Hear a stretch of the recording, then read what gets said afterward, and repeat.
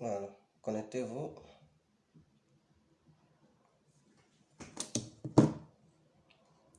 Désolé. Il va porter un verre là. Voilà, j'espère que ça va.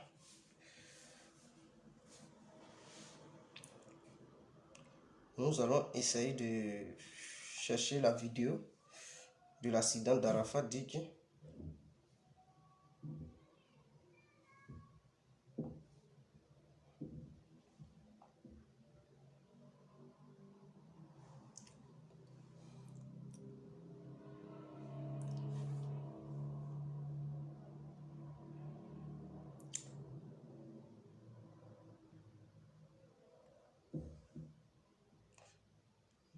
J'espère que vous allez bien.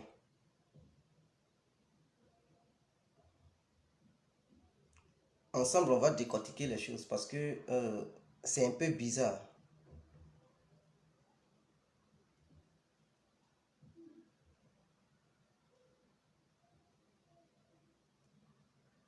C'est un peu bizarre, on va décortiquer ensemble. C'est très important. Je pense que c'est ça qui est l'accident. Excusez-moi, je vais regarder quelque chose. Et ensemble, on va voir la vidéo.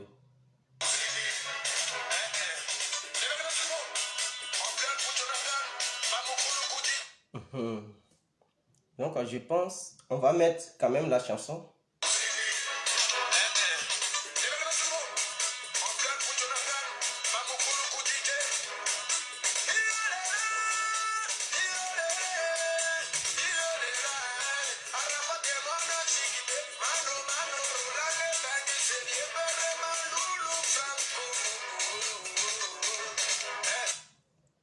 Voilà. Aujourd'hui, nous allons faire une expertise et un vrai constat des lieux. Parce que les Ivoiriens ont vu la vidéo, mais ils n'ont pas encore bien vu. Ils n'ont pas encore bien décortiqué. Et je pense qu'il y a un problème. Et ensemble, nous allons exposer les choses et voir. Vous allez voir, je vais voir. Et chacun maintenant va faire son procès.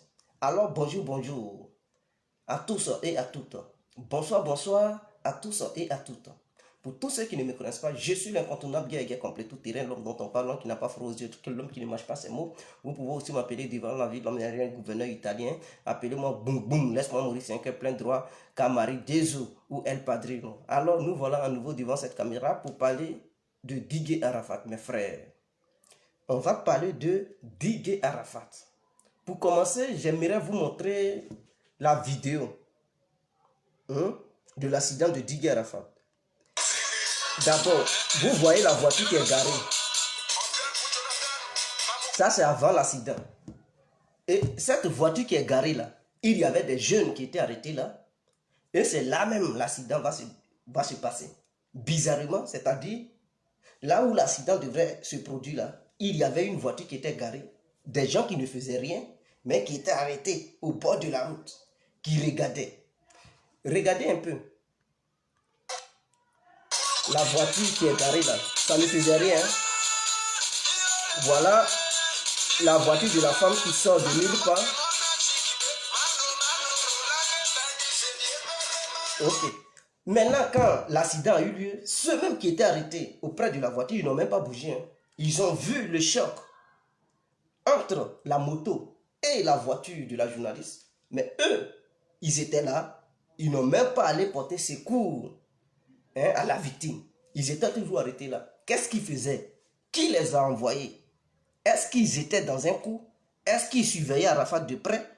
Est-ce que ce sont eux qui ont demandé à la journaliste de sortir en ce moment, en ce moment-là, pour pouvoir créer le choc entre Arafat et la journaliste? Ce sont des questions à se poser. Parce que si c'était en Europe ici, ceux qui étaient dans le véhicule, qui étaient arrêtés là, ils allaient les arrêter et tous, ils allaient venir se justifier. Qu'est-ce qu'ils faisaient là à une heure pareille? Et pourquoi il y a eu l'accident? Et eux, ils n'ont même pas bougé, ils n'ont rien fait, ils ne sont pas allés donner coup de main, ils étaient arrêtés là. Et c'était des jeunes qui quittaient loin, qui ont vu l'accident, qui sont partis vers l'endroit où l'accident s'est produit pour donner coup de main. pour apporter un soutien à la victime. Mais ce qui est encore pire et ce qui est encore grave, examinons maintenant la journaliste en question. Parce que je vois des gens qui disent non, la journaliste, elle est dans un coma, elle est dans un coma. Ah bon? Cette journaliste est dans un coma? Je ne crois pas. Vous et moi, on va ensemble regarder. Ensemble, nous allons regarder si c'est quelqu'un qui est dans le coma là, qui est là. Je ne pense pas que la journaliste soit dans un coma. Excusez-moi. La connexion. Voilà. Excusez-moi. On va voir si la journaliste, réellement, elle ressemble à une femme qui est dans un coma. Ensemble, on va voir. Et je pense que beaucoup vont comprendre. Bah, je vais d'abord essayer de décortiquer les faits. Le problème, c'est que quand l'accident a eu lieu, la journaliste, elle a continué à conduire sa voiture. C'est-à-dire, parce que quand tu dis que tu es dans un coma, je ne pense pas qu'elle soit dans un coma. Elle était consciente. Qui a montré la journaliste? Lorsque les gens venaient chercher la journaliste, qui a pris photo ou bien qui a fait une vidéo pour dire la journaliste est sur un choc, donc ça ne va pas, elle va à l'hôpital. Est-ce que vous avez vu lorsque les gens venaient chercher la journaliste? Personne n'a vu dedans, personne n'a vraiment des preuves venant d'un citoyen quelconque attestant réellement que la journaliste a eu un choc. Rien, aucune preuve. Personne n'a encore vu la journaliste coucher sur un lit d'hôpital. Jamais. Parce qu'elle ne ressemble pas à une femme qui est dans un coma. Quand Arafat a fait l'accident avec elle, parce que Arafat a cogné l'arrière de la voiture de la dame en question. Et quand il a cogné la voiture de l'arrière de la dame ne s'est pas arrêtée. Elle a conduit, elle a dévié. Elle a dévié la victime. Elle a dévié Arafat. Ça veut dire qu'elle était consciente. Et elle a conduit pour aller devant, pour garer.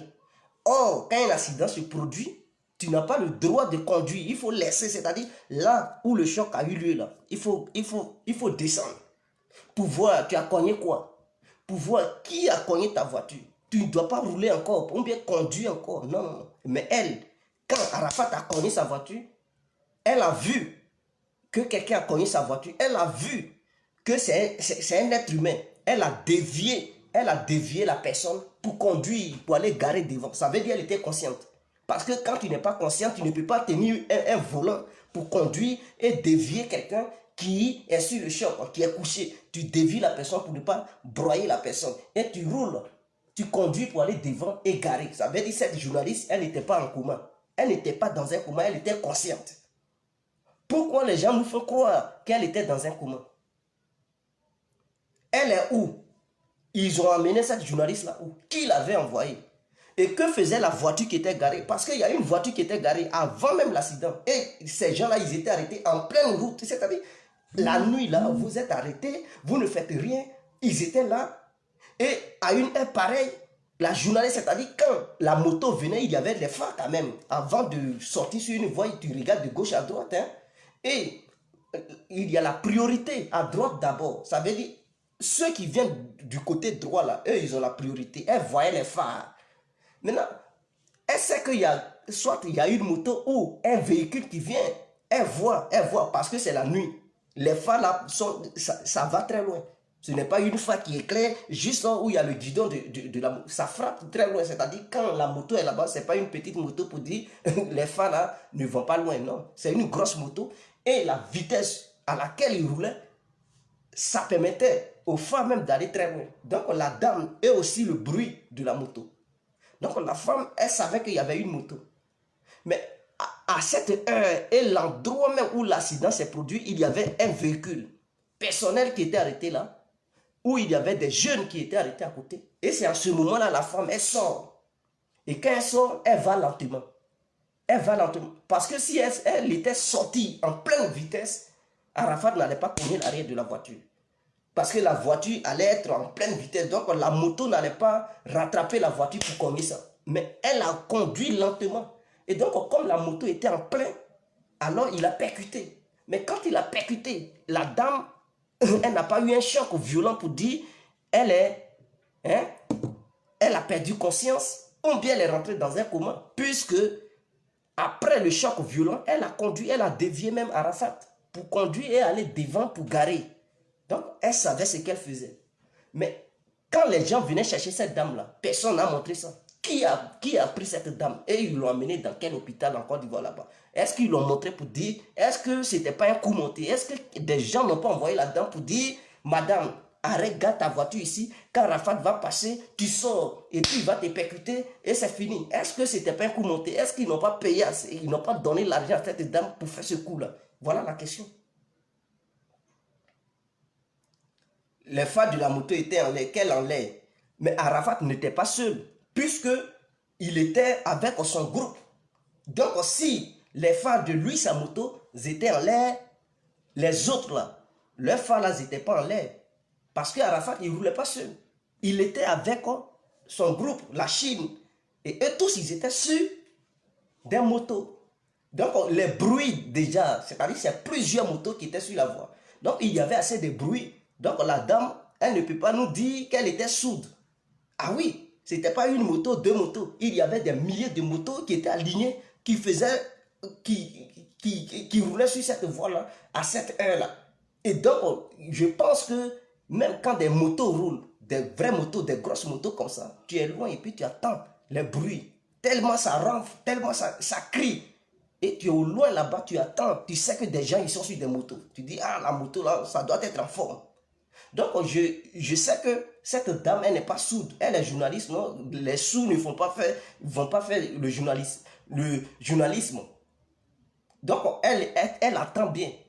Donc, elle ne peut pas nous dire, elle n'a pas entendu les bruits des motos. Elle n'a pas vu les phares.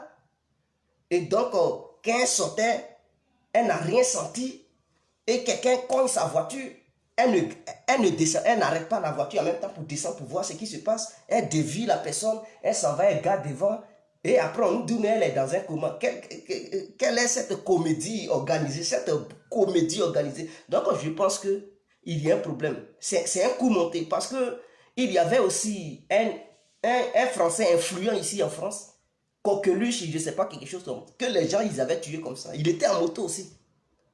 L'endroit où il devait passer, il y avait des gens derrière qui avaient envoyé un monsieur qui était dans sa voiture. On dit il faut coupe sa route. Et quand il voulait passer, la personne est sortie de sa voiture, il a cogné, il est rentré dedans, d'où il est mort sur place. Donc je pense que pour Arafat là, c'est aussi un coup monté. Parce qu'il savait qu'il était devant. Donc cette voiture qui était garée là, je vais vous montrer encore la voiture. Parce que il faudrait que les gens se demandent, et ceux qui étaient dans cette voiture là, il faudrait qu'on les arrête pour leur demander, cette dame, on doit l'arrêter. Si c'est en Europe ici, ils vont arrêter la dame pour lui demander, mener des enquêtes. Maintenant, ils vont dire non, elle est dans un coma. Ça, ce sont des choses inventées. Elle n'est pas dans un coma, elle est consciente, elle est cachée quelque part là-bas. Ils l'ont bien cachée. Parce qu'on ne peut pas accepter ça. Ce n'est pas une femme qui est dans un coma, c'est une femme qui est consciente. Demandez le ministre. Il dit je délie. Peut-être c'est ta mère qui délie. La réponse te va bien, je pense. Tu mérites cette réponse. On parle de quelque chose qui intrigue les gens et toi, c'est toi qui dis aux gens qui délient. Je pense que c'est ton père qui délie. La réponse est bien, ça te va bien. Voilà. Ou bien c'est ta femme qui délie. Tu mérites une... Si tu parles encore comme ça, je vais te donner une réponse sauvage. Une réponse bien appropriée. Coluche, voilà, Coluche, qui était mort comme ça.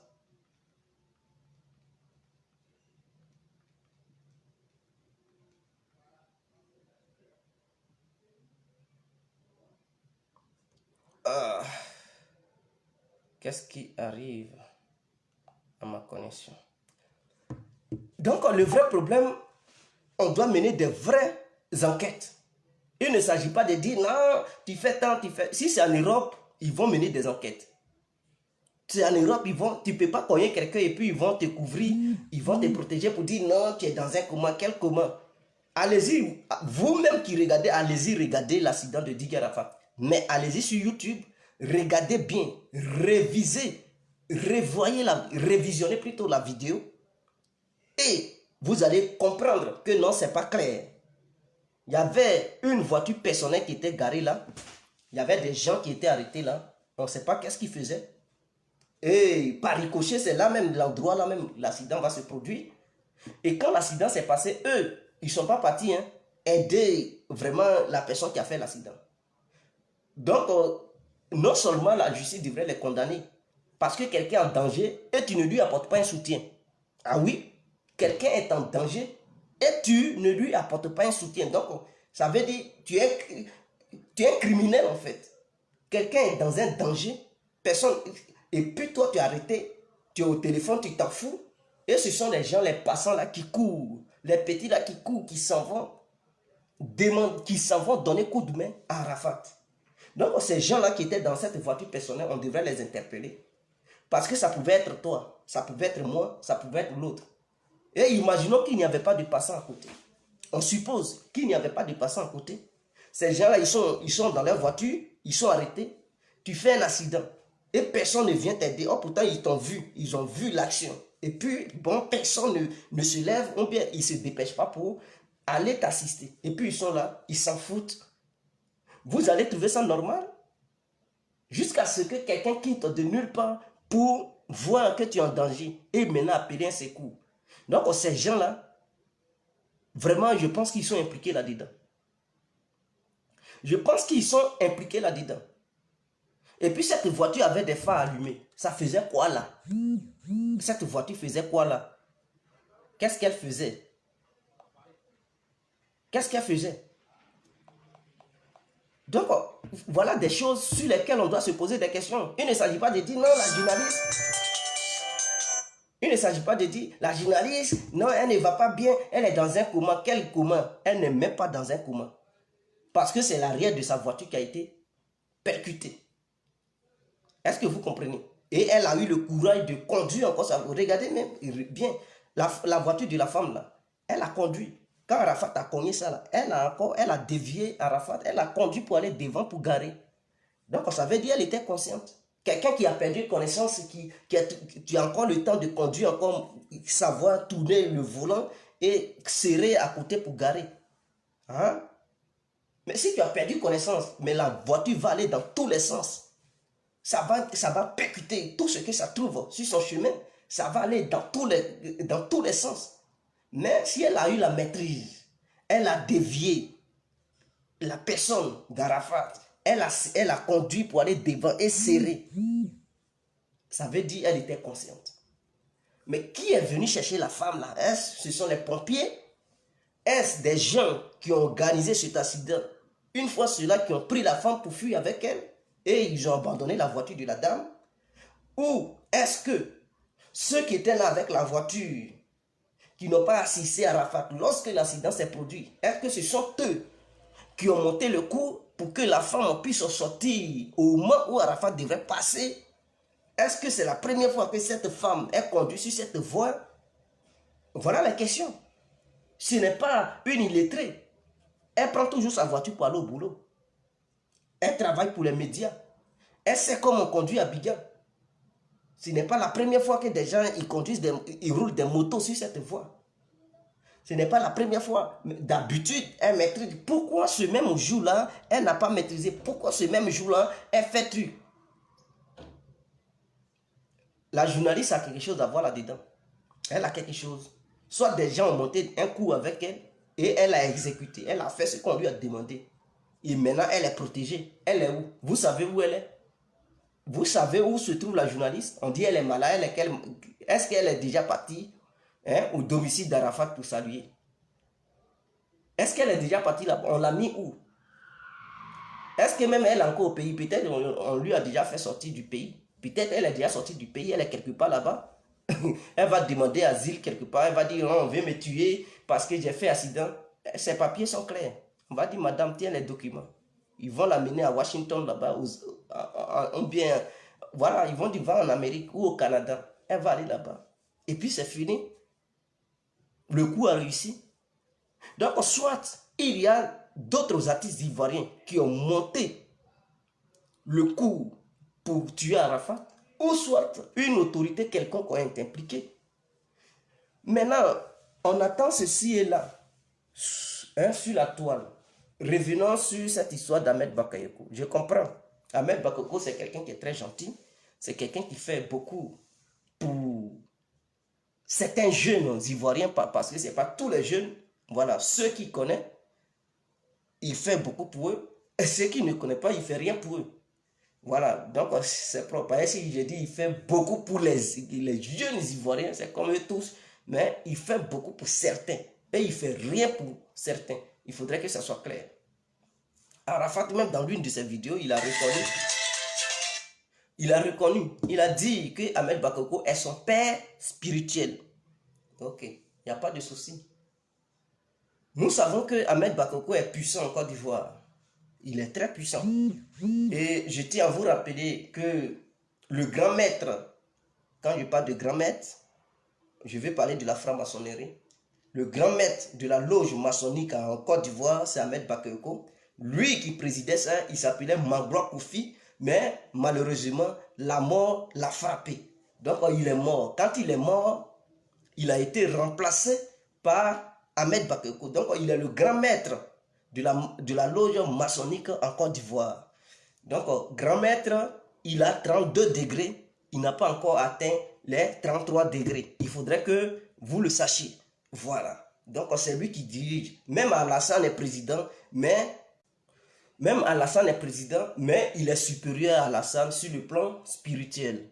Il faudrait que ça soit clair. Donc Alassane ne peut jamais dire à Ahmed Bakayoko, tu n'es plus ministre. Même s'il déconne, si un jour il arrivait qu'il déconnait, il allait le faire changer de place, de poste. Mais il ne peut jamais le chasser pour dire, tu n'es plus truc ministre. Il ne peut jamais le dire. Parce que sur le plan spirituel, il est son vieux père. Mais dans le pays, c'est Alassane qui gouverne. Il faudrait que ça soit clair. Donc, ce n'est pas à négliger, c'est quelqu'un qui est puissant. Quiconque est ami à Ahmed Bakayoko, Quiconque est ami à Ahmed Bakayoko va progresser dans le pays. Là. Tu n'es pas ami à lui, tu ne progresseras pas. Ok. Arafat a été son ami. Il a épaulé Arafat à un moment donné. Il n'y a pas un ministre là-bas à qui Ahmed Bakayoko va parler et puis il va désobéir à Ahmed Bakayoko parce qu'il est leur grand maître. Il faudrait que les gens le sachent. Parce que quand on parle, on dit est-ce que RTI là c'est pour lui? Est-ce que ça? Les journalistes ne font que exécuter. Parce que de nos jours, pour être patron quelque part, il faut rentrer dans la franc-maçonnerie, dans Illuminati ou Rose-Croix. Mais quand tu rentres dedans aussi, il faut savoir aussi qui est ton supérieur. Donc tu ne peux pas désobéir ton supérieur s'il te demande une aide. Tu vas lui donner. Tu ne vas pas dire je ne veux pas. Non. Et c'est comme ça. Il s'appelle les frères. Non, je n'ai pas peur parce qu'il faut dire les choses. Ce n'est pas caché. Tout le monde le sait. Dans le monde entier. Est-ce que vous comprenez?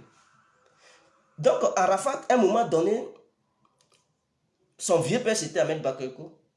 Et même il avait fait une vidéo où il dit, quand il a un problème, il graisse sa tête. Ahmed Bakayoko lui donnait les 50 millions, les 40 millions. Pour ne rien comme ça, il lui donne.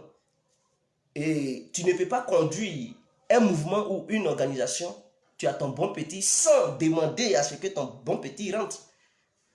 Tu vas flatter ton bon petit, tu vas essayer de le draguer. Il y a draguer sur plusieurs façons, sur plusieurs formes. Ce n'est pas pour dire coucher la personne, mais pour séduire la personne, afin que la personne vienne dans ton mouvement. Donc, il a tout fait pour que Arafat vienne rejoindre le mouvement, puisque c'est lui-même qui dirige le mouvement. C'est lui qui décide. Donc, Arafat n'a plus encore le droit de passer par d'autres. Non, non, non. Lui-même, le patron, là, il est ami à Arafat. Donc, Arafat est rentré dans le mouvement. Donc, il portait les bagues. C'était les signes. Vous voyez les bagues qu'il portait et tout. Il portait les bagues. C'était ça. Et je vais vous montrer les signes de ces bagues. Et quand vous voyez ça dans les doigts d'un individu, vous devrez savoir qui est cet individu. D'abord, il y a des bagues, quand tu les portes, il y a un chevalier, c'est-à-dire quelqu'un qui est assis sur un cheval. Quand tu vois un individu qui porte ça, il fait partie. C'est un signe. Dans ta bague là, s'il y a quelqu'un qui est décidé dessus, il est sur un cheval, il fait partie. Il y a un triangle, il fait partie. Il y a un œil, il fait partie. Est-ce que vous comprenez? Il y a un compas, il fait partie. Il y a un rectangle, il fait partie. Il y a le yin et le yang. On appelle ça le signe d'Abdo Opkao. C'est-à-dire, c'est un truc blanc comme ça, c'est comme un œil, et il y a un truc noir qui sont intrinsèquement liés, c'est-à-dire le bien et le mal sont liés. Tu ne peux pas séparer le bien et le mal, comme tu ne peux pas séparer le jour et la nuit. Donc voilà un peu, ce sont des petits signes que je vous montre. Arafat, il y a aussi des têtes. Vous voyez la statue qu'on dit église de Satan aux États-Unis qui a été ouverte et tout. L'image là, il y a aussi des bagues comme ça. Et c'était ces gens de bagues qu'Arafat portait. Il faisait partie. Et il n'est pas le seul. Il y a d'autres artistes qui font partie. Les Serge Benoît sont là-dedans. Les Obiang Petit qui Safarel Obiang, tous ceux-là, ils font partie. Quiconque on ne fait pas partie, il va beau chanter, il va avoir une belle voix, il ne progressera. C'est-à-dire, il va rester là. Il va rester, ils vont dire il est dangereux, mais il ne va pas évoluer, mes frères. C'est comme ça. C'est-à-dire, tu sais chanter, tu ne sais pas chanter. Quand tu vas là-bas, tu vas prendre de l'ampleur. C'est-à-dire, ils vont t'élever toi-même. Mais ils vont dire, mais pourtant l'autre, il sait bien chanter. Pourquoi il n'avance pas? Les Magic System, ils sont là-dedans. Vous avez vu, ils ont progressé en même temps. Mais est-ce qu'en Côte d'Ivoire, il n'y a pas des bons ougloumans qui savent bien chanter? Ils sont allés où? Ils sont allés où? Ils sont en Côte d'Ivoire là-bas. Tu refuses de rentrer, mais mon frère, tu ne vas pas progresser. Tu rentres, mais tu progresses. Mais en même temps, quand tu rentres et que tu veux ressortir, ils vont te combattre, ils vont te ruiner. Et tu vas regretter. Donc Arafat, à un moment donné, il était dedans. Ils l'ont élevé, il a pris Kora. Premier Kora, deuxième Kora. Il était le maître du coupé décalé. Les gens l'ont aimé en Côte d'Ivoire. À un moment donné, il ne voulait plus être membre. Mais si tu ne veux plus être membre, ton vieux père qui contrôle le mouvement, il ne va plus t'apporter son soutien. Donc à un moment donné, les médias ont commencé à le verrouiller. RTI le verrouillait. Les autres médias qui font la promotion des artistes africains ont commencé aussi à le boycotter. Et ses propres amis, les artistes qui, eux, ils sont dans le mouvement, et Didier Arafat ne veut plus être dans le mouvement, ils ont commencé à le boycotter. Mola, il fait partie du mouvement. Donc vous verrez Mola, il va toujours se balader à les vieux pères du pays qui font partie du mouvement. Il va s'attendre à les artistes qui font partie du mouvement, les producteurs qui font... Parce que c'est un monde comme ça. Tu ne fais pas partie dedans, mon frère, tu ne vas jamais... Mais que tu sois un producteur, tu es là-dedans, mon frère, tu vas avoir beaucoup de clients. Tu vas être même le meilleur producteur. Tu produis bien, ils vont t'élever. Et c'est comme ça. Quand tu es là-bas, tu ne deviens jamais pauvre. Ils vont toujours t'élever, tu seras au sommet. Donc, Arafat, à un moment donné, il ne voulait plus. Ah, mais si tu ne veux pas, mais ton vieux père, il ne peut plus rien faire pour toi. Au contraire, ton vieux père, il va dire, non, qu'à te verrouiller. Et quand il demandait certains endroits pour faire ces trucs, on dit, petit, on ne te donne pas.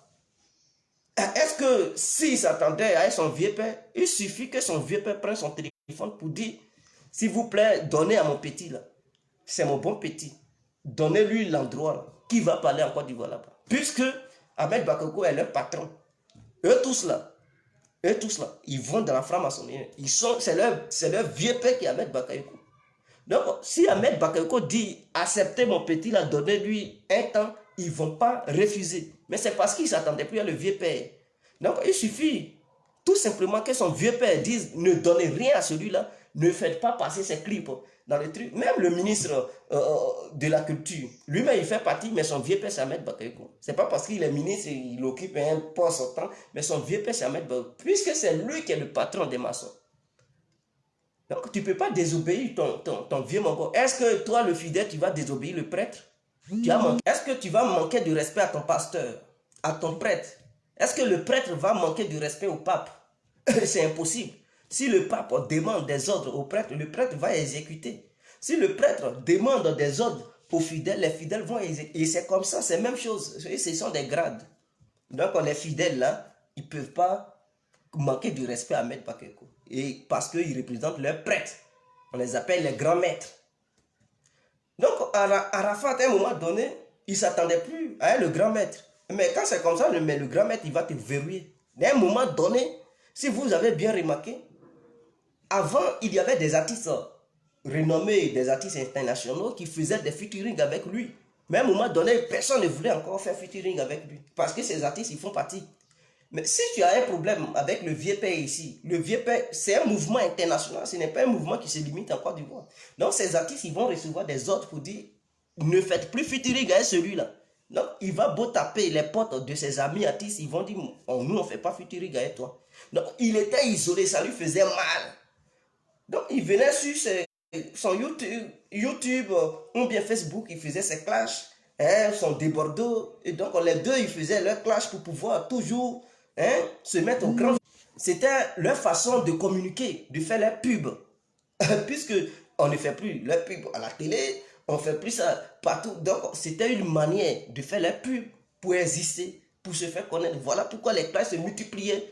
Parce que s'il ne faisait pas de clash, mais c'était fini. Ils allaient lui, c'est parce qu'il faisait les clashs qu'il était encore là. Mais s'il ne faisait plus de clash, mais c'était fini. C'était déjà fini pour lui. Il allait devenir pauvre. Et s'il ne mourait pas, ils allaient le combattre jusqu'à... C'est-à-dire, il allait devenir très pauvre. Et vous allez dire, mais tu n'as rien foutu à ton agent qui a fait tout. Il allait devenir très pauvre. Dieu merci, le Seigneur l'a appelé auprès de lui, même si ce n'était pas son plan, et que ça a été le plan des humains. Il est mort tôt, ça fait mal, mais il est parti. Ses enfants, ils vont partager ses richesses, sa richesse plutôt, ils vont donner ça à ses enfants et tout.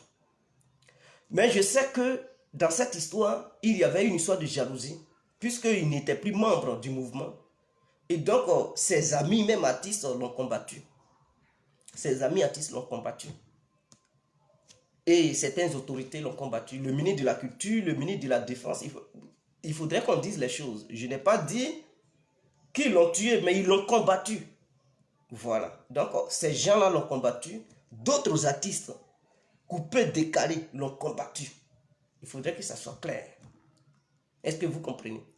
Et cette rage qui l'animait. Maintenant, de la manière sa mort s'est passée là, je me dis que c'est un truc organisé. Oui, c'est un truc organisé. C'est un truc organisé. Où se trouve la dame en question? Avec qui Arafat a fait l'accident? On dit elle n'est pas dans un coma. Cette dame n'est pas dans un coma. On dit elle est à l'hôpital. Elle est dans quel hôpital? C'est des mensonges. Elle est dans quel hôpital? Je pense que cette dame n'est plus en Côte d'Ivoire. On l'a déjà amenée dans un autre pays. Voilà. Elle n'est plus sur le territoire ivoirien. Elle allait demander asile ailleurs. Elle a déjà quitté la Côte d'Ivoire. Comme argument, les fans d'Arafat veulent me tuer parce que j'ai fait accident avec leur idole. C'est tout. On lui donne ses papiers. Donc, pour ceux qui veulent intervenir, pour remarquer que le vieux père Ahmed Bakako n'était plus avec Arafat, même en campagne d'Abobo concernant la mairie, est-ce qu'il a appelé Arafat? Il est venu dire un mot, il n'a même pas appelé Arafat de dire les Déaba. Il a appelé Safarel. Il dit petit, Safarel vient. Vous ne voyez pas Safarel qui est là monté en puissance. Quand il quittait à l'étranger, il partait là. Il dit je viens. Vous avez vu le monde qu'il a accueilli à l'aéroport. Vous pensez qu'il y a le monde et il y a le monde. C'est-à-dire il y a le monde dans le monde. Voilà. Et donc quand tu ne connais pas les codes de ce monde, tu ne vas jamais faire truc. Souvent, vous voyez quelqu'un qui est là, il était avec vous, à un moment donné, il devient riche. Vous dites, mais mon frère, tu fais comment? Il dit, oh, il faut laisser tout ça là. Tu dis, est-ce que lui là, il n'a pas fait sacrifice? Parce qu'il y a des idées qui vont venir bizarres, mais il ne peut jamais te dire, je suis franc-maçon. Franc-maçon va être avec toi. Il ne peut jamais te dire, il est franc-maçon, il est là. Il ferme sa bouche. Tu vas beau parler, lui, il est là, il te regarde, il se moque de toi, il dit, lui là, il ne connaît rien dans sa tête, mais il n'a pas le droit de dévoiler ce qu'il voit là-bas, il n'a pas le droit, mais le jour, s'il veut aussi t'aider, s'il veut t'aider, il peut te dire, ah, mon frère, est-ce que ça te dirait de venir, voilà, dans temps, parce qu'il a peur, il se dit, est-ce que s'il te dit de venir rentrer dans le même mouvement que lui, est-ce que tu ne vas pas refuser, le dénoncer pour dire, lui là, il est maçon, donc il fait attention.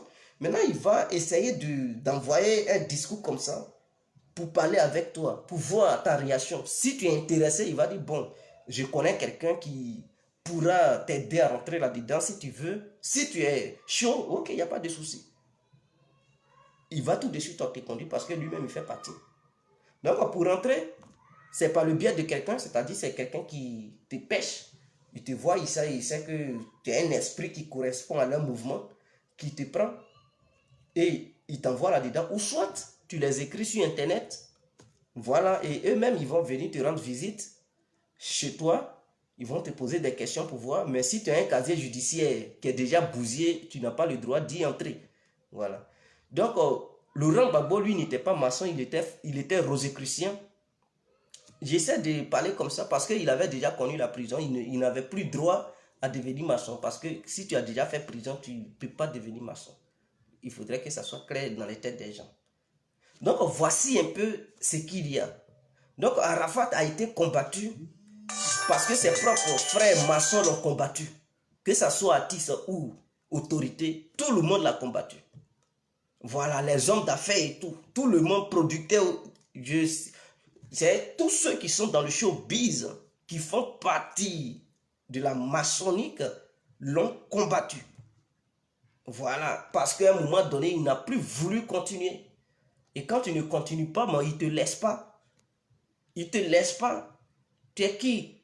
Tu es allé, tu as connu leur secret, toi tu vas sortir comme ça, et tu te prends pour qui? Ah, mais ils sont puissants. Ils vont te traquer. S'ils ne t'ont pas mis une balle dans la tête, mais ils vont organiser un accident. Ou bien, ils vont te combattre sur le plan spirituel. Ah oui, donc quand tu rentres dedans pour sortir, là, il faudrait que aussi tu sois prêt spirituellement.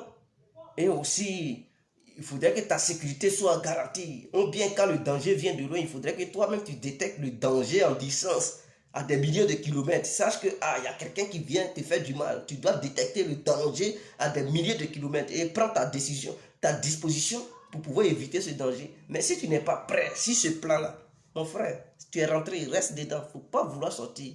Parce que tu veux sortir là, tu vas vraiment apprécier ça. Tu vas apprécier ça. Est-ce que vous comprenez? Les Michael Jackson qui faisaient partie, à un moment donné, ils ne voulaient pas, mais ils lui ont créé des ennuis jusqu'à il est mort. Mais quand tu es dedans, il y a un DJ américain qui s'appelle DJ Mix, quelque chose là. Il ne voulait pas partir, mais ils lui ont créé des ennuis, ruinés. À un moment donné, il était obligé de revenir encore dans le mouvement. Maintenant, il monte. Et il ne joue pas. Tu es là-dedans, que tu sois président, si tu faisais partie et que tu te retires, ils vont faire tomber ton gouvernement. Ce n'est pas des gens qui rigolent. Et tu ne peux pas rentrer pour sortir. Tu es qui? Ils vont toujours te combattre, ils vont te nuire. Demis, voilà, moi je ne connais pas, moi j'appelle mix, Demis, quelque chose comme ça en Amérique. Donc vous pouvez appeler, j'ai mis un numéro sur WhatsApp. Vous pouvez maintenant appeler pour celles ou ceux qui aimeraient bel et bien intervenir. Donc nous vous écoutons. Mais il faudrait que la dame, on la cherche, on la ramène, on lui pose des questions. Ce jour-là, c'est qui l'a poussé à faire ça, qui l'a envoyé. Et aussi ceux qui étaient dans ce véhicule-là, qui rôdaient à côté, qui étaient là, qui n'ont pas apporté assistance à Arafat lorsque l'accident s'est produit. Ils cherchaient quoi là, à la même heure, au moment où l'accident devrait se passer. Ils cherchaient quoi là. On doit aussi les arrêter. Chercher le numéro de leur véhicule. On doit chercher la pancarte de leur véhicule. On doit voir le numéro et détecter le propriétaire de la voiture. Pour dire, mon frère, viens ici. Ta voiture était là, tu étais là, des gens. Tu cherchais quoi là à cette heure-là? Et pourquoi Arafat a fait l'accident? Tu n'es pas parti lui donner coup de main. Et ce sont des gens qui passaient là qui sont partis. Est-ce que tu n'étais pas impliqué dans le coup? Elle est morte comment? Elle n'est pas morte. Elle est vivante. Vous savez, ils vont vous faire avaler des trucs. Vous avez vu son corps? Vous avez vu funérailles de la dame? On dit elle est morte. Vous savez, c'est ça, j'ai dit, ils ont déjà enlevé la dame au pays. Elle est déjà partie à l'étranger. Elle n'est pas morte. C'est pour tuer, c'est pour faire. Elle n'est pas morte. Elle est vivante. Elle n'est plus en Côte d'Ivoire. On l'a fait voyager. Le coup a réussi. Arafat est mort. Et donc, elle, ils vont vous dire, elle est morte et puis c'est fini. Vous avez vu son corps. Vous avez vu funérailles de la dame là. Vous savez où ils l'ont enterrée. Voilà, vous n'avez pas vu, on vous dit elle est morte. Voilà, c'est pour juste essayer de calmer vos esprits pour ne pas que vous fouillez trop dans l'affaire. Voilà, et c'est fini. Mais cette dame, elle n'est pas morte. On dit elle était dans le coma. Quel coma? Quand l'accident s'est produit là, elle a conduit, elle a dévié Arafat, elle a conduit pour aller devant, pour garer. Ça veut dire qu'elle était consciente. Et au moment où est-ce qu'elle quittait là, vous l'avez vu? Vous savez qui l'enlevait dans le véhicule pour l'amener. Ils ont laissé son véhicule. Mais vous avez vu la dame sur le lieu de l'accident. Quelqu'un l'a pris rapidement. Et je me pose la question, le véhicule qui était arrêté, garé là, est-ce que c'est pas ce véhicule-là qui a pris la dame pour partir avec elle? Voilà des questions qu'on se pose. Parce qu'après l'accident, ce véhicule a disparu. Qui était garé là, ça a disparu. Donc, voilà des trucs. On doit ramener la dame. Si on dit elle est morte là, ils n'ont qu'à montrer sa tombe. Ah oui, ils n'ont qu'à montrer sa tombe. Et son corps, avec une photo à l'appui, qui montre. Mais s'il n'y a pas de preuve, que la dame revienne pour dire aux Ivoiriens qui l'a envoyé. C'est le qui l'a envoyé là, c'est son vœu. Pourquoi elle a fait ça? Il ne s'agit pas de dire elle est morte, elle n'est pas morte. C'est là, ils vont l'enlever au pays pour l'amener ailleurs. Et je sais qu'elle n'est plus en Côte d'Ivoire. Voilà, déjà fait voyager, c'est tout.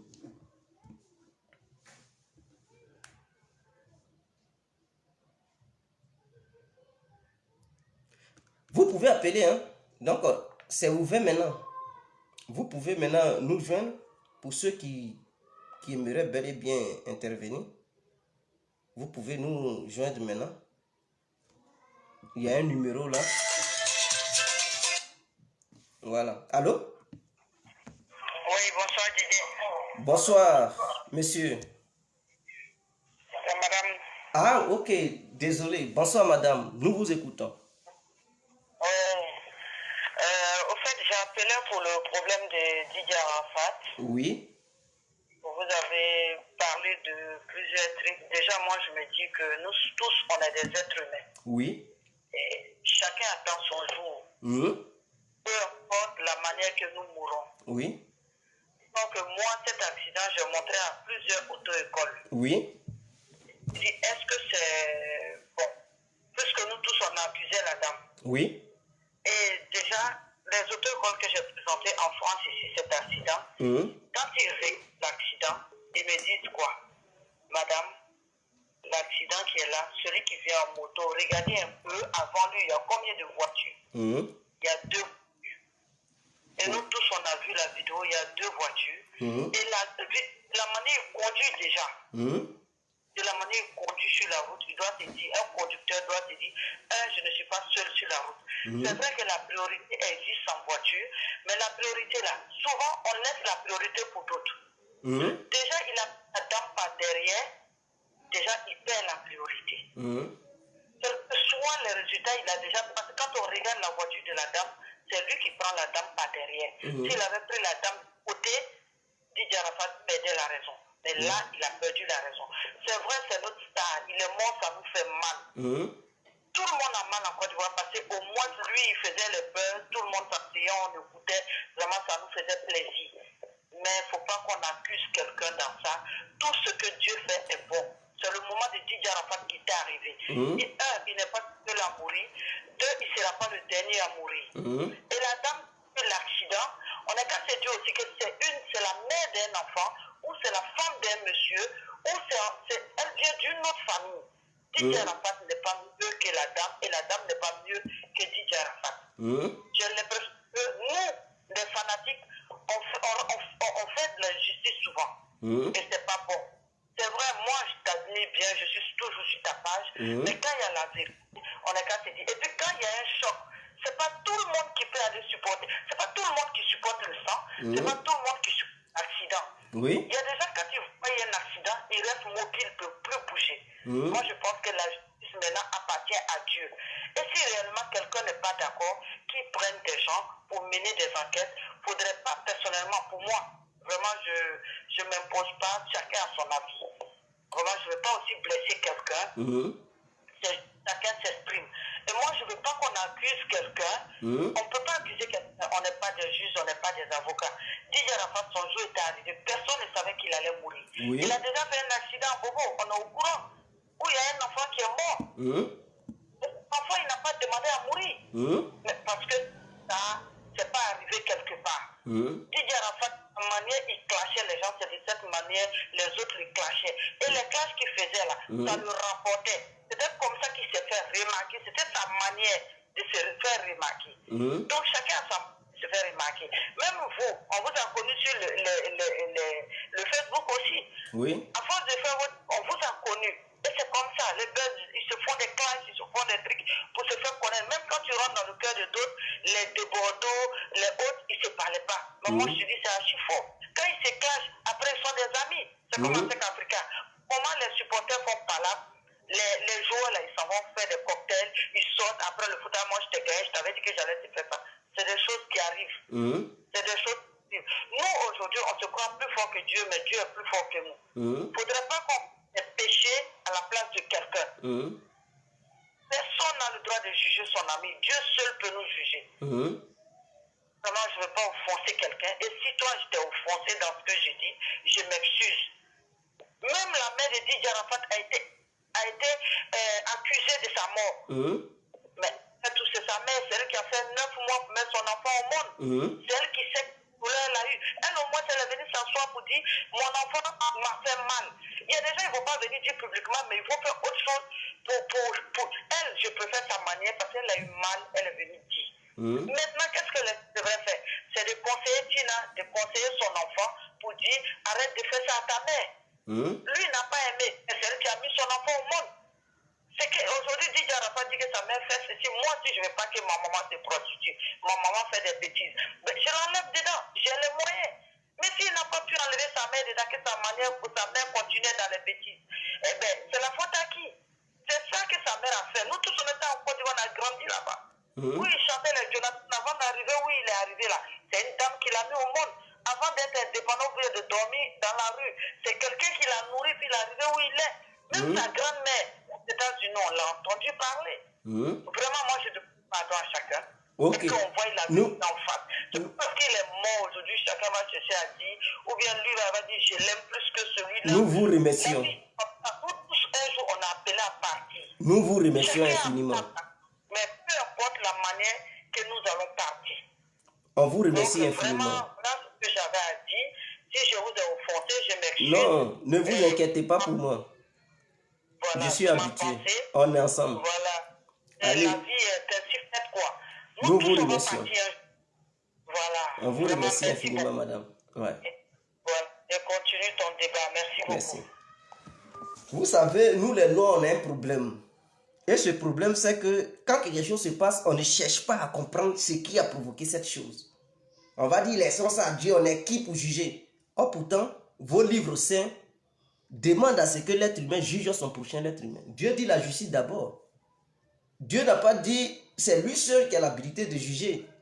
Entre nous humains, on doit se juger. Maintenant, la justice de Dieu, là, c'est quand tu vas mourir. Mais quand tu es sur terre, là, tu dois pouvoir juger ton prochain. Lisez bien la Bible. Je ne sais pas si vous êtes chrétienne, lisez bien la Bible. Et aussi, pour ceux qui sont musulmans, lisez bien le Coran. L'être humain a le droit de juger son prochain. Parce que nous sommes sur cette terre. Et on juge la chair et non l'esprit. Donc, quand quelque chose se passe, non, on ne doit pas juger et vous laissez tout. Quelqu'un vient, il fait n'importe quoi et puis c'est fini, on dit c'est Dieu. Blanc, il ne joue pas. Hein? N'est-ce pas, l'histoire de Dieu là, c'est quitté ici? L'histoire des livres saints là, c'est quitté où? Est-ce que ce sont les Africains qui ont tapé le Coran, qui ont tapé la Bible? C'est quitté. Au Moyen-Orient, c'est quitté. En Occident, ça nous a trouvé là-bas. C'est pas là-bas on étudie. Pour parler aussi. On étudie là-bas, on parle. Eux, ils ne jouent pas. Tu déconnes là, ils te foutent au gnouf. Tu as déconné là, ils te foutent au gnouf. Donc, si c'était eux là, ils allaient chercher. Est-ce que ça a été provoqué? Est-ce que c'est un accident normal? Ou est-ce que des gens étaient en bas? Ils allaient mener des enquêtes. Mais le noir, non, c'est normal, c'est normal. Bon, c'est une mort naturelle, seul Dieu sait. Quelle est cette société dans laquelle nous sommes? Et on veut évoluer. Arrêtons ça quand même. Allô? Allô? Oui, bonsoir. Bonsoir, ça va? Oui, ça va bien chez vous? Ouais, tranquille. Moi, je vais te demander quelque chose, s'il te plaît. Oui. Est-ce que les vitesses de la ville, ça se fait combien? Quoi? Excès de vitesse, c'est combien? La ville, c'est combien? la vitesse à laquelle les gens doivent conduire. On voulait en ville. À vous de nous dire. Peut-être vous en savez. Déjà, avant que le gars il venait en vitesse là, il ne pouvait pas rentrer à la dame, il avait tourné déjà.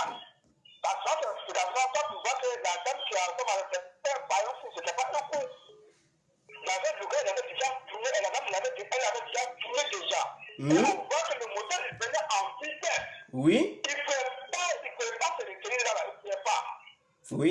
Bon, on a dit peut-être, tu ne sais pas comment le code de la route, tu ne connais pas, ou tu ne sais pas de manière voiture.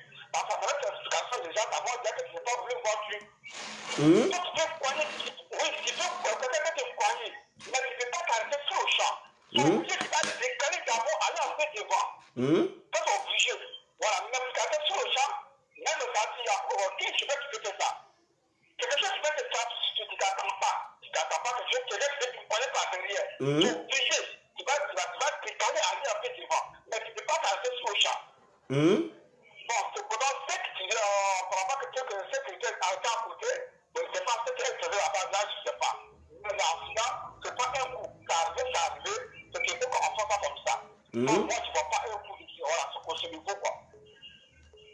Donc, voilà ce que moi, je voulais expliquer quand même. Ok, nous vous remercions, frère. Merci pour votre très brillante intervention. Voilà, donc nous sommes là. Vous pouvez aussi appeler sur WhatsApp pour ceux qui disent qu'ils roulaient à 133 km/h là. Vous avez des appareils pour mesurer.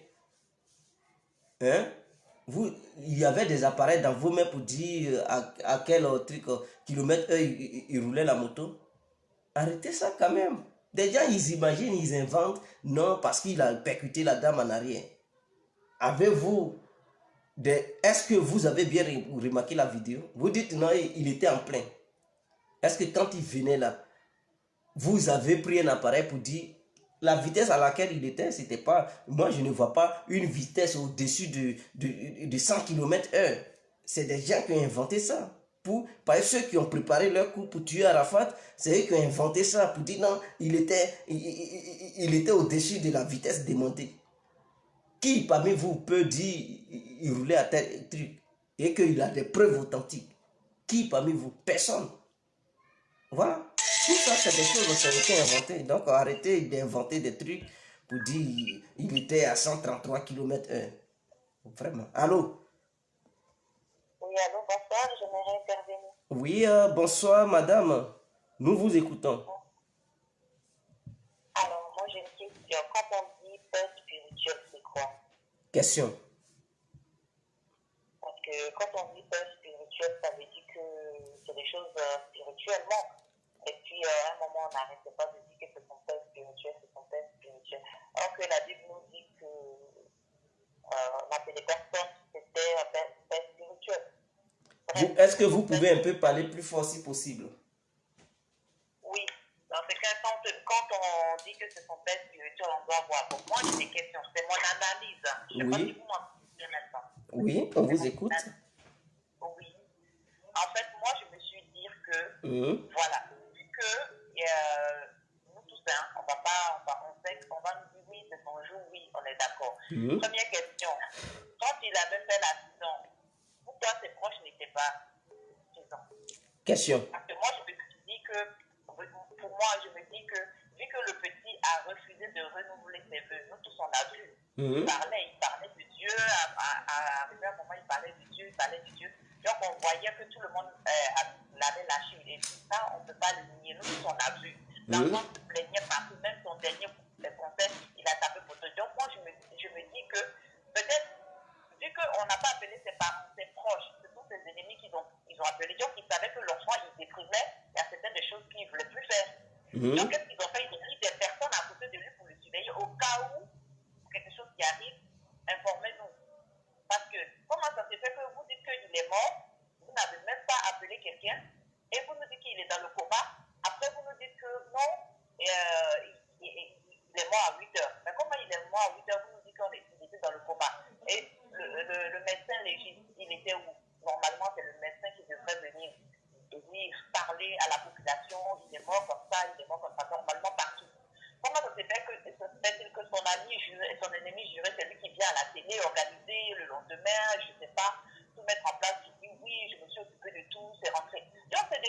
qu'il y a plein de choses bizarres, quoi.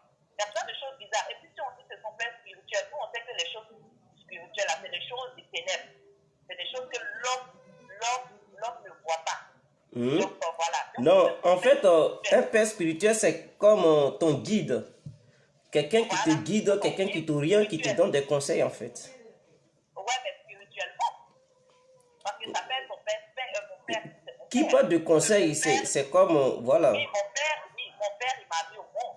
Oui. Mon père, il m'a mis au monde, il me conseille, il me fait, mais je ne sais pas que c'est mon père spirituel. Mais nos parents, ils nous guident, ils nous conseillent, ils nous amènent à l'école. Pour nous, mais c'est pas pourtant qu'on dit, c'est notre mère spirituelle, notre père spirituel. Donc, quand tu dis quelqu'un père spirituel, ça veut dire que spirituellement, c'est la personne qui te guide à faire des choses. Donc, et puis la femme, elle a fait l'accident, elle est où? On la voit pas. On nous a balancé une photo comme ça pour dire que voilà, c'est cette femme.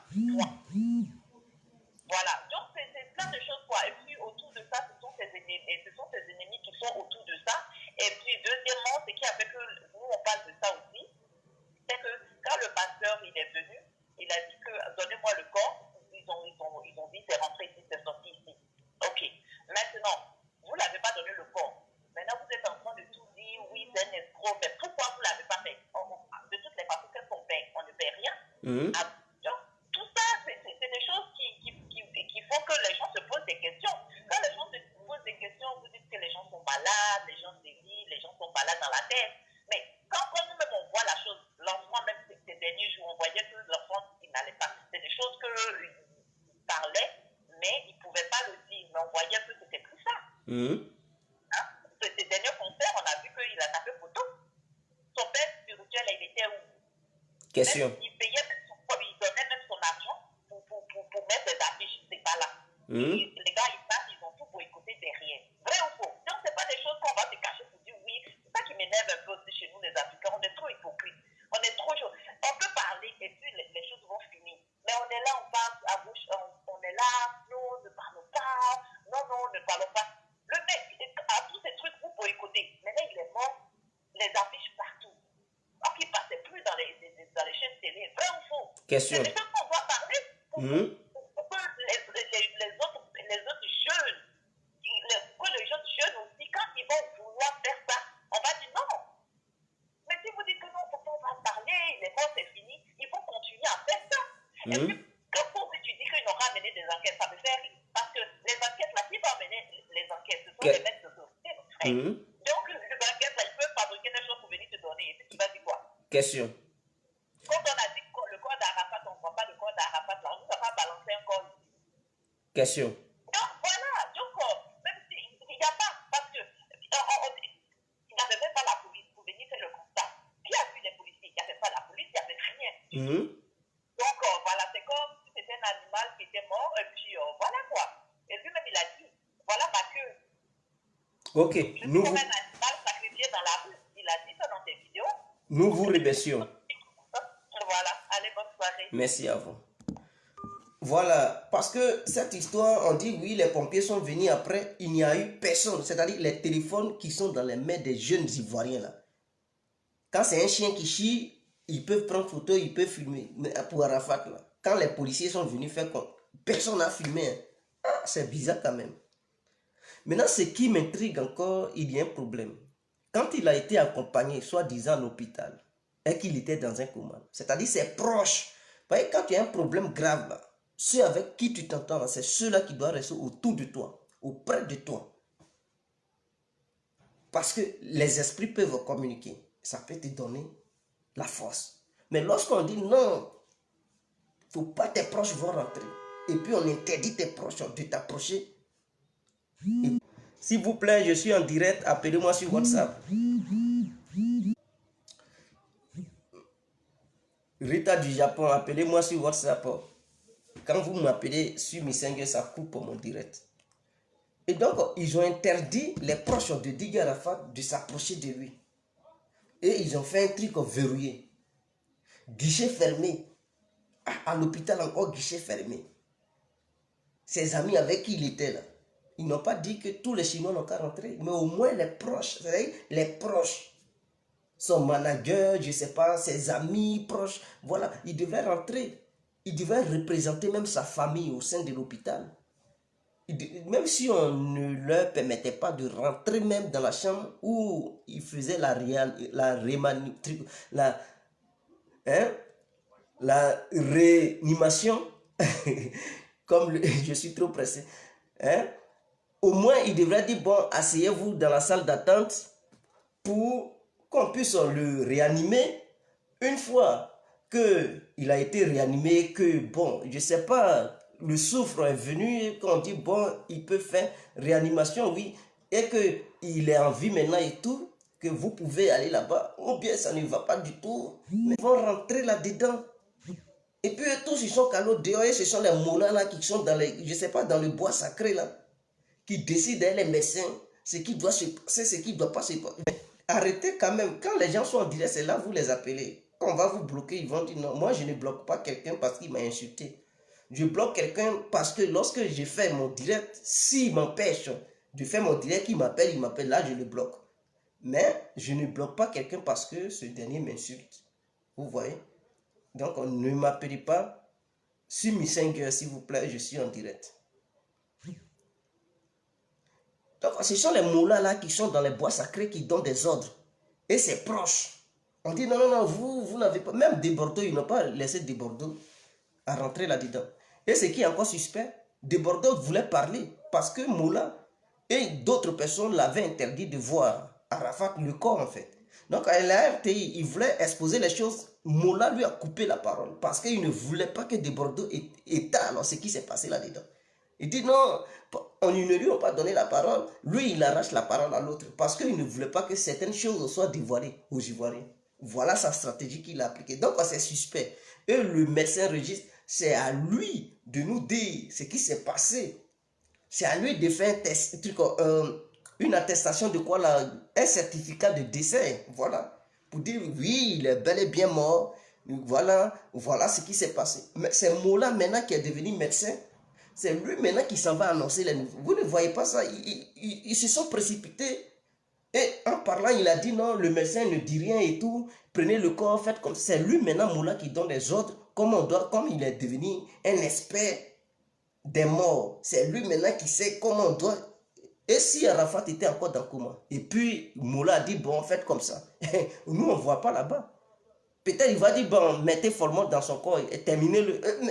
Qu'est-ce qu'on en sait? Parce qu'il y a tout. Quand quelque chose se passe, on se pose toutes les questions. Ah oui? Toutes les questions sont bien. Toutes les questions sont bien. S'il ne voulait pas qu'on parle de lui, mais il ne fallait pas qu'il verrouille les autres, il ne fallait pas qu'il dise aux autres de ne pas rentrer. Lui, il est qui pour dire aux autres de ne pas rentrer là-dedans? Mais tu as empêché les gens de rentrer. Tu as empêché les gens d'être proches à leurs frères. De leurs frères plutôt. Maintenant, il est mort. Et c'est toi qui s'en vas annoncer une nouvelle. Ils vont dire que tu es suspect, tu es impliqué. Peut-être tu as dit au médecin de le tuer. En Côte d'Ivoire, c'est comme ça. Alors, pourquoi quand on parle de ça? Non, mais on doit dire. Comme ça, demain, là, il ne va plus faire ça. Tu veux donner un coup de main à quelqu'un, ils ne t'ont pas dit de ne pas donner un coup de main à quelqu'un. Tu peux aider quelqu'un qui a un problème. Mais n'empêche pas ses amis qui considèrent comme ses frères de s'approcher de lui. Tu peux dire, bon, vous êtes nombreux, tout le monde ne peut pas rentrer. Donc, je veux au moins 2 personnes, 3 personnes pour être là, pour l'assister, pour lui donner le moral et tout. Maintenant, vous les autres, là, vous pouvez attendre dehors parce qu'il a besoin de respirer. Voilà, il est dans un cas critique et tout. La personne ne va te reprocher quoi que ce soit parce qu'il y a des témoins. Mais lorsque tu interdis tout le monde, tu dis non, c'est toi seul qui doit rentrer. Ah, tu as quel plan derrière la tête? Et on vous demande de mener des enquêtes. Vous dites non, nous on est quoi pour juger? L'être humain doit juger son prochain être humain. Il faudrait que vous le sachiez à partir d'aujourd'hui. L'être humain juge son prochain être humain. La justice de la terre, on doit faire ça entre nous. Allô? Oui, allô? Oui, bonsoir madame. Oui, bonsoir monsieur. En fait, je voulais intervenir par rapport à ce que vous avez dit, que quand en Afrique quelque chose arrive, on ne cherche pas, soit on dit que c'est Dieu qui l'a voulu ou bien quoi que ce soit. Oui. Et c'est vrai, on est parti avec cette mentalité, on ne va jamais arrêter. Les gens veulent évoluer, mais ils restent avec leur mentalité, même quand les médecins tuent les gens. Oui. Parce que j'ai vécu au mois de juin, juillet avec ma maman, avec ma soeur, tout le monde est décédé, les médecins n'ont rien fait. Et alors, les médecins, c'est 2 ans, 10 ans, si Dieu le veut, parce que ma soeur étant très faible, que d'autres médecins jugeaient qu'on ne devait pas opérer le cerveau, et des médecins qui ont jugé, bon, en disant, si Dieu, c'est la volonté de Dieu, c'est la volonté de Dieu. Si nous, on pense qu'on peut le faire, si Dieu le veut, on va réussir ou bien quoi que ce soit. Pourtant, peut-être qu'ils ont utilisé pour faire un test ou bien quoi que ce soit, parce que moi, j'ai des amis médecins qui ont dit quand une personne est dans cet état, on n'ouvre pas le cerveau. Donc, quand tout le monde s'associe ou bien tout le monde est d'accord que c'est de la volonté de Dieu, donc on ne cherche plus, on ne fait plus. On a regarder un peu l'esprit criminel, des gens même qui font des choses, une maman, même une fois qui m'a impressionnée, Oui. elle faisait partie des gens qui n'avaient pas, qui me pleuraient, faisait tout le tapage. Et c'est pour ça que quand j'entends le débat qui dit que les gens disent qu'on va chercher toujours les trucs et tout c'est une mort naturelle, bien je sais pas, j'ai pas écouté vraiment je viens de prendre le truc en route là, et puis j'ai entendu la dame qui est intervenue de France, qui a les auto-écoles et tout ça. Et après, vous avez dit que oui, en Afrique, on ne cherche pas. Et c'est vrai, on ne cherche pas. On ne sait pas si c'est une mort naturelle ou bien quoi que ce soit, mais il y a tellement de minutes. Même le médecin, il peut être à la base de la mort d'Arafat. Voilà, peut-être voilà, peut-être le médecin même là, il a tué Arafat, ce qu'il devrait faire. Il n'a pas fait, il a fait le contraire, le jeune est mort. On doit faire des recherches. On ne fait pas d'enquête, même les médecins même tuent les gens, on ne va pas faire autopsie Oui, les gens. Mola aux médecins, aux femmes qui a fait, on doit les appeler. Ils doivent nous justifier comment ça s'est passé. Le médecin doit étaler. Est-ce qu'il a utilisé la bonne procédure ou est-ce qu'il y a eu des erreurs? Et ces erreurs ont conduit le jeune à la mort. Il doit justifier. Ou on doit présenter des médecins, des experts même qui vont être là. Ils vont dire quand il a fait l'accident, il est arrivé là. Comment vous avez procédé? Voilà. Quels ont été les premiers soins? Comment vous avez procédé? S'il explique des choses, ils vont non, tu ne devrais pas faire, c'est ça qui a tué. On arrête le médecin. Mais ils vont le laisser. C'est vraiment dommage. C'est vrai que vous ouvrez ce débat-là parce qu'il faut que ça fasse réfléchir. Les gens, on est là, on croit en Dieu et si Dieu le veut, si c'est la volonté de Dieu. Attends, il ne s'agit pas de Dieu là. L'intelligence aux médecins et tout, de soigner des gens. En Europe, ici, on sauve les gens. On essaie, on fait tout son possible. Mais en Afrique, on laisse les gens mourir. Les médecins se promènent dans les hôpitaux comme des mannequins. Ils font rien. Ma mère était tombée le vendredi, elle est morte le samedi. Ils n'ont rien fait. Un AVC. Qu'est-ce qu'on fait? On doit d'abord liquifier le sang et tout l'aider. Et puis, chacun venait me dire que oui, mais on doit sauver quoi que ce soit là parce qu'elle peut refaire un autre AVC. Mais elle a eu le temps de refaire 4 AVC, 5 AVC avant de mourir le lendemain. Il n'y a rien qui se fait là-bas. Et puis, les gens, comment que la misère, on vit la misère, finalement, les gens ne se préoccupent pas. Quand tu perds ton bébé, tu trouves que c'est normal. C'est Dieu qui n'a pas voulu que ton bébé vive. Et les médecins se promènent. J'avais voulu même appeler une amie qui est médecin. Elle est là-dedans, ça fait au moins 15 ans. Les grands médecins de l'Afrique, là, même les directeurs des hôpitaux, quand ils viennent ici, là, ils deviennent des, comment on les appelle même, les débutants, là, comment on les appelle? Ils deviennent des stagiaires. Oui, et c'est elle qui leur donne des cours. Or, pourtant, là-bas, ils sont des directeurs. C'est eux qui conduisent les grands hôpitaux, les grandes cliniques. Quand ils viennent ici, ils deviennent des stagiaires.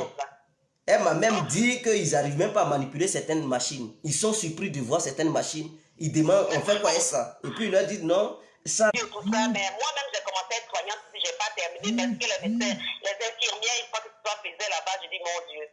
Attends, il faut les former, il faut arrêter les histoires, c'est la volonté de Dieu. C'est vrai que l'Afrique, il n'y a pas de mort naturelle, mais les gens n'ont qu'à revoir cette partie-là que quand il y a un accident ou bien quand il y a un problème, on essaie de regarder un truc criminel. Moi, j'aime bien regarder ce film parce que il faut des enquêtes approfondies pour trouver.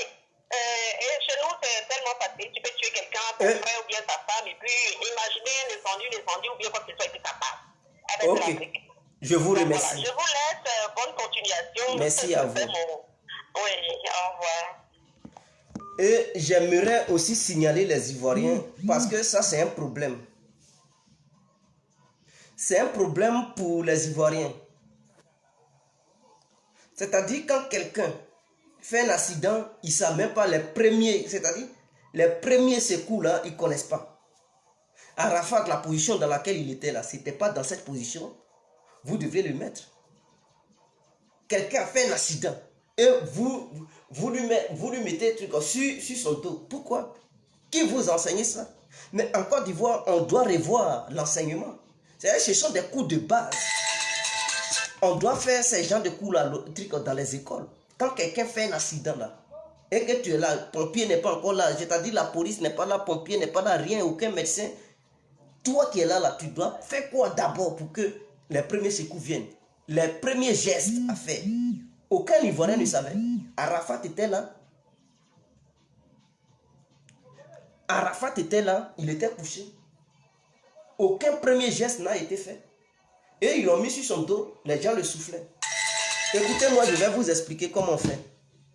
Quand tu fais un accident, quand quelqu'un fait un accident et que tu es là, toi jeune Ivoirien, toi jeune Africain, parce que vous n'avez pas appris ça, j'ai l'impression que des gens, tout ce monde ne savait rien.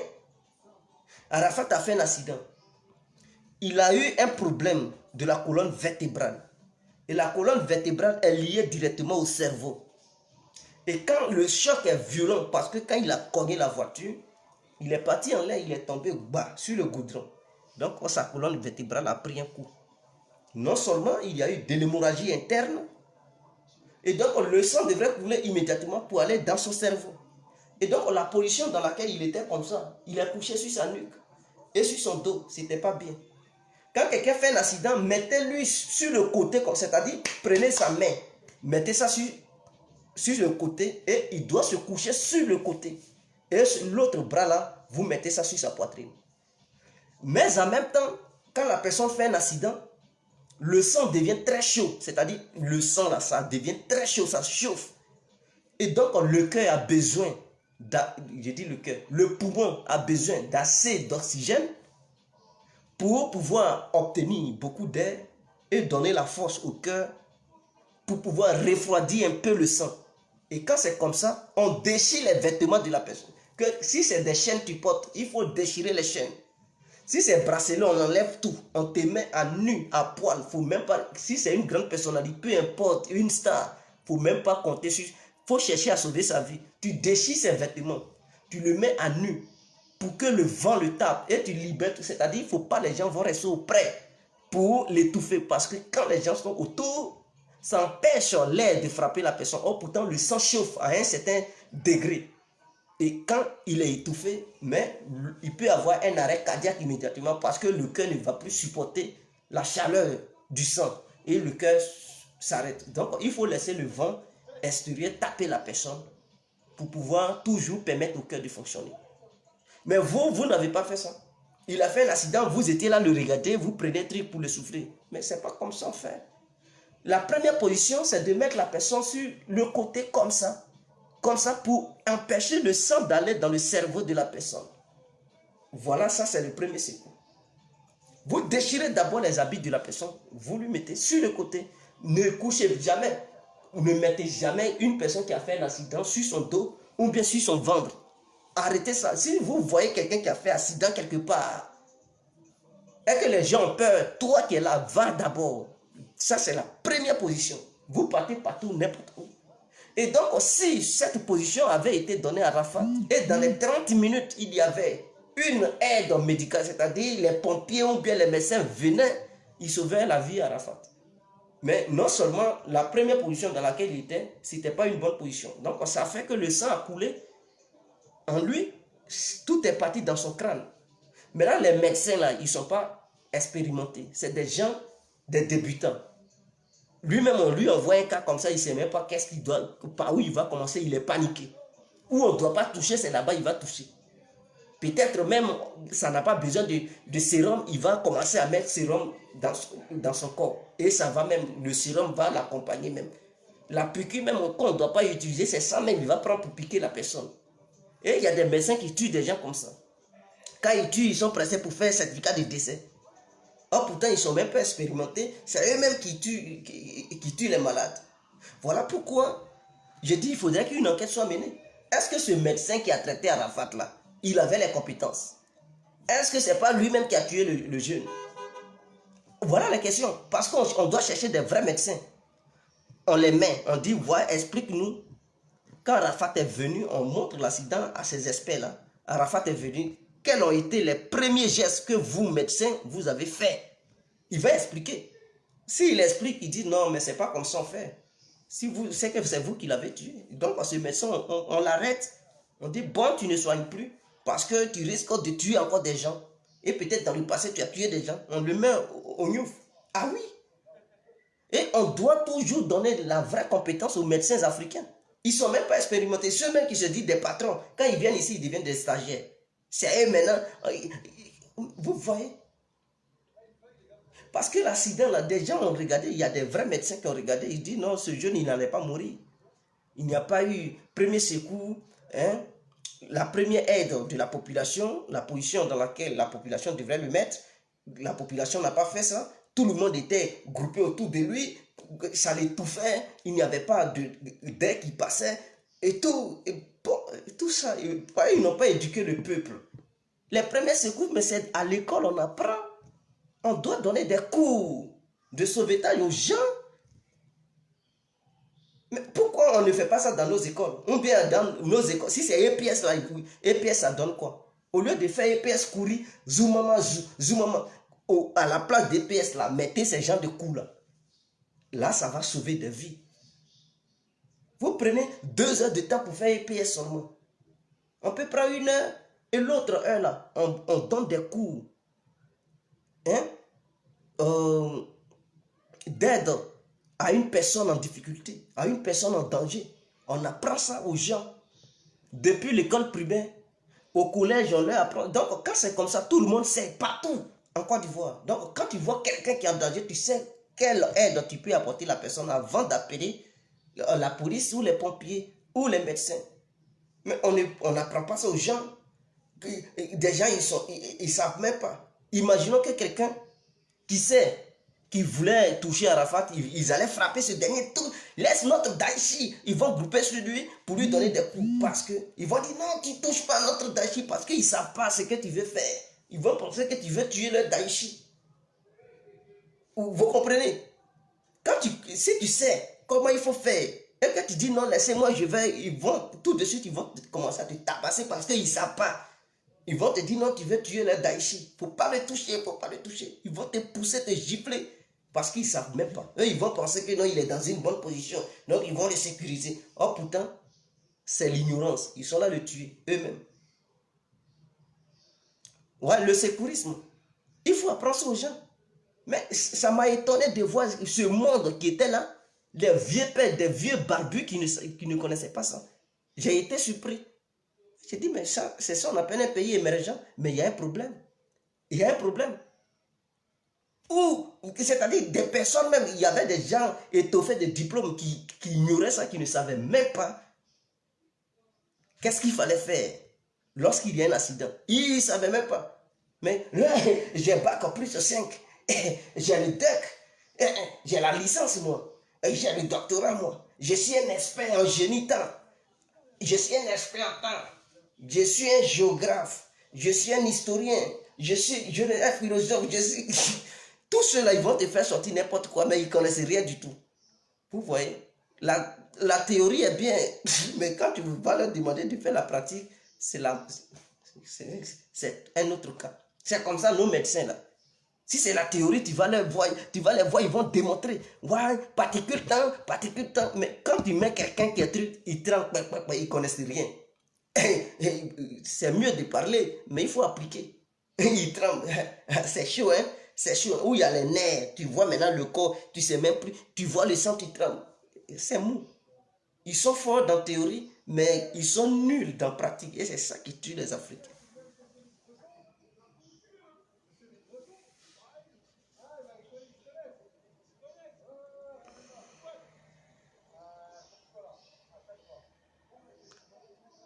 Bon, en fait, je vais couper le direct. Je vous aime infiniment. Vive la Côte d'Ivoire. Et je demande à tout le monde d'appeler ce médecin. Ce médecin, il va dire par où il a commencé quand il a vu le malade, la victime. Il a commencé par quel soin? Est-ce que ce n'est pas lui-même qui a tué le Didier Arafat? Moula, pourquoi il a empêché les amis de Didier Arafat d'y pénétrer? Pourquoi c'est lui qui a annoncé les nouvelles? Et tous ceux qui l'ont combattu, qui ont conspiré avec lui, qui ont conspiré contre lui, on doit chercher, on doit faire des vrais trucs. Avec blanc, ça ne reste pas à l'étranger. Avec blanc, là, ça ne reste pas à l'étranger. Si c'est noir, là, c'est Dieu seul en équipe pour faire justice. C'est clair dans la Bible. Tu dois faire la justice à ton prochain. C'est clair, noir sur blanc. La justice de Dieu, là, c'est après la mort. C'est là quand tu meurs. Là-bas, là, c'est esprit, esprit. Mais sur la terre, là, c'est corps et corps. Donc, le corps doit juger son ami corps. Il faudrait que ça soit ancré dans les têtes et dans les cervelles des noirs, là, qui pensent qu'on n'a pas... S'il n'y avait pas de justice parmi nous et que l'être humain n'a pas le droit de juger son ami, ça allait être le bordel. Tu vas venir tuer ton ami, tu la bats et puis ça va nulle part. Tu vas dire seul Dieu, seul Dieu. Et des gens vont venir massacrer toute ta famille, ça ne va nulle part. Tu vas dire seul Dieu. Mais il y a des lois pour qu'on juge nos prochains. Quand ton prochain, ce qu'il fait, c'est pas bien, tu as le droit de lui dire, mon frère, c'est pas bien. Ça ne concerne pas Dieu. Ce ne sont pas tes actes que Dieu regarde pour te condamner ou bien pour ne pas te condamner. Non. Sinon, personne n'allait aller au paradis. Parce que nous péchons tous. C'est clair? Voilà. Quand tu nais là, tu as un père qui t'a mis au monde. Quel que soit ce que tu feras, tu porteras toujours le nom de ton père. Son ADN restera toujours dans ton sang. Est-ce que vous comprenez? C'est pas parce que tu as causé un tort, ou bien tu as tué des gens que ton père va dire tu n'es plus son enfant, ou bien il faut enlève ton nom. Mon nom là, tu ne dois plus porter mon nom. Non, c'est n'importe quoi. Qu'il veuille ou pas, tu vas toujours porter son nom. Tu sais où tu es quitté. Donc, avant de naître là, si tu es quitté en enfer là, c'est l'ADN de l'enfer qui est en toi. Quel que soit, il faut être gentil, mon frère. C'est pas ça qui va empêcher l'ADN de l'enfer de quitter en toi. Ça va être toujours en toi. Il faut être l'homme le plus gentil, la femme la plus gentille. Ma soeur ou mon frère, si tu es quitté en enfer, c'est ça. Si tu es quitté au paradis, quel que soit l'acte que tu poseras, l'ADN du paradis coule en toi, voilà, sans problème. Tu meurs, tu vas au paradis.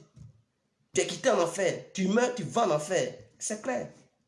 Vous qui êtes en Europe ici, là, chacun n'a pas son pays. Imaginons un jour que la France décidait ou bien l'Europe décidait de dire tous ceux qui sont étrangers, qui ont obtenu une nationalité d'un pays quelconque européen, n'ont qu'à rentrer chez eux. Tu as rentré, tu vas partir en Chine. Ce n'est pas Chine qui est chez toi. Tu es quitté dans un pays pour venir ici en Europe. Quand ils vont te chasser là, tu vas repartir dans ce pays. C'est comme avant de venir sur cette terre, tu étais quelque part, ton esprit était quelque part, c'est quitté quelque part. Quand tu vas mourir là, où l'esprit est quitté, c'est là-bas, ça va aller. Si c'est quitté en enfer, ça va en enfer. Si c'est quitté au paradis là, ça va au paradis. Ce n'est pas là que ton corps va poser sur cette terre qui va envoyer ton esprit en enfer ou ton esprit au paradis. Vous devez comprendre. Donc, à quoi ça les gens ont peur? Si j'ai fait ça, Dieu, qui est saint? Qui est saint sur cette terre qui va dire, j'ai trop bien fait, donc par rapport à mes gestes, si j'aimais, je vais au paradis. Mon frère, si c'est sur ça que tu comptes là, vraiment, tu n'iras pas au paradis. Ma soeur, il ne faut pas penser que tu es trop sainte. Non. Il y a des filles qui sont mariées ici qui trompent leur mec. Mais si c'est ça, Dieu veut regarder là, mais quelle femme qui va aller au paradis? C'est en enfer direct. Niawa. Elles sont mariées et puis elles s'envoient allumer. Elles s'en vont faire debout qu'il ailleurs. Si c'est ça, Dieu veut regarder pour vous juger. Toutes les femmes iront en enfer. Il y a des hommes qui sont mariés, qui vont ailleurs. Si c'est ça, Dieu veut regarder. Tous les hommes iront en enfer. Le fait de voir quelqu'un qui dit, oh, il est mignon. Les femmes, là, elles aiment bien ça. Quand elles voient un mec, oh Seigneur. On dit, mais il y a quoi? Ah, il est trop mignon. C'est mon goût, ça. Ça, c'est un péché. Si c'est ça, Dieu veut regarder là. Toutes les femmes directes en enfer. Donc, c'est pour vous dire, ce n'est pas le comportement qui envoie en enfer ou au paradis. Est-ce que vous comprenez? Donc, enlevez ça dans vos têtes. Aujourd'hui, ce n'est pas une question religieuse. Aujourd'hui, on a parlé d'un truc. Mais si vous voulez qu'on aille sur cette barre, on va aller là-bas, on va en t'écouter. Et je vais vous démontrer que ce n'est pas ton acte. Sinon, depuis que tu es né, l'acte que tu as posé là, Les actes que tu as posés là, si Dieu veut calculer ça, ma soeur ou mon frère, c'est le bagage de ton affaire que toi-même tu peux soulever ça. Tellement c'est lourd. On dirait la terre. Tu vas aller là-bas. Est-ce que vous comprenez? Sinon, si c'est le fait de faire péché aujourd'hui, dire Dieu pardonne-moi mes péchés, et Dieu pardonne ça, donc qui va cesser de faire toujours les péchés? Mais les gens vont continuer toujours à faire les péchés. Parce qu'il suffit de faire, tu dis Dieu pardonne, et puis bon, il te pardonne. Demain encore, tu fais Dieu pardonne-moi, tu fais encore. Mais le péché ne peut jamais finir. Ce n'est pas ça. C'est déjà prédestiné. C'est-à-dire que ton paradis est déjà classé avant même de naître. Et tout ce que tu fais là, ce n'est pas toi. C'est Dieu qui te dit de faire ça, fais ça, fais ça. C'est Dieu qui t'oriente. Donc si tu es mauvais dans la société, c'est Dieu qui a voulu que tu sois mauvais. Tu es bien là, c'est Dieu qui a voulu que tu sois bien.